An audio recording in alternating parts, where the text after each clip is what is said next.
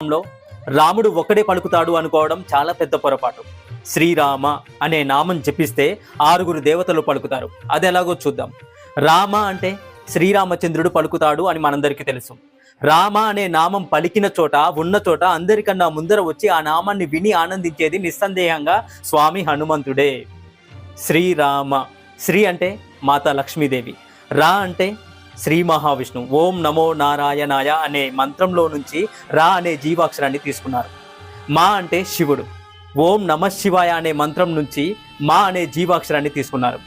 శివుడు హనుమంతుడి రూపంలో ఈ భూలోకానికి రాముడికి సేవ చేయడం కోసం వస్తున్నప్పుడు మాతా పార్వతీదేవి నాకు కూడా ఆ అదృష్టం కావాలి అని అడిగిందట. అప్పుడు శివుడు ఇలా అన్నాడట, ఈ అవతారంలో హనుమంతుడు బ్రహ్మచర్యాన్ని పఠిస్తాడు కాబట్టి నిన్ను తీసుకువెళ్ళడం కుదరదు దేవి పార్వతి అని అన్నాడు మహాదేవుడు.